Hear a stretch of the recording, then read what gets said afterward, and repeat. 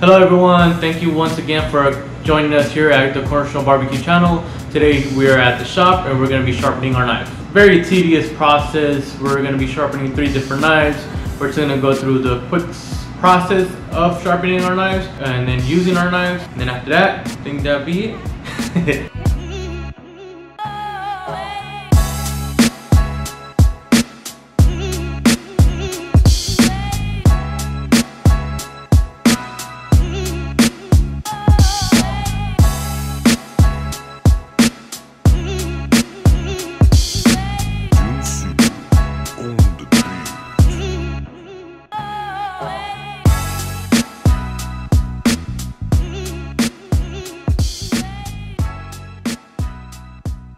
One of the first things you want to do before you start sharpening your knife, you want to make sure that you submerge your whetstones in water. Make sure you soak them for about 5 to 10 minutes depending on how much it needs.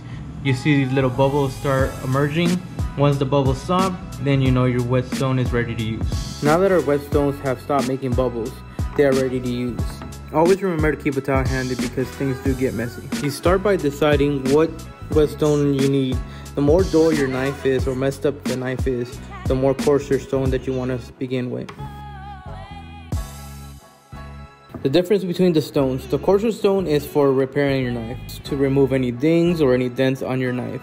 A medium stone is to sharpen your knife, and a fine stone is to get a mirror polish finish on your knife. If you're doing fruits or vegetable cutting with your knife, you want to get onto the finer stones.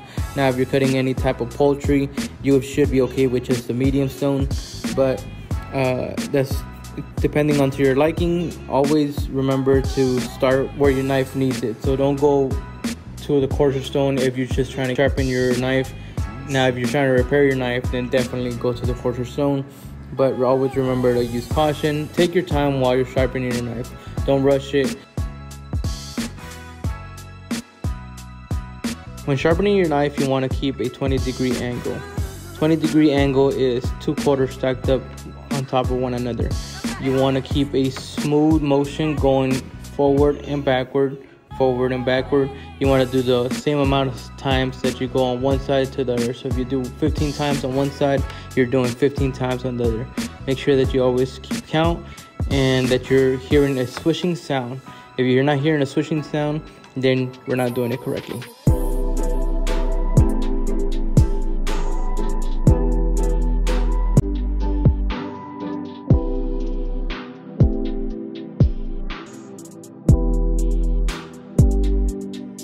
How to test your knife: you could chop some vegetables, slice a piece of paper.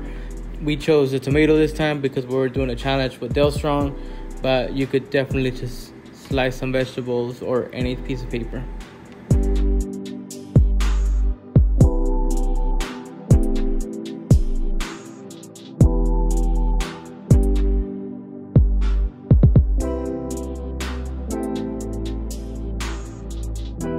So these are our whetstones that we have here. There's 2 different kinds.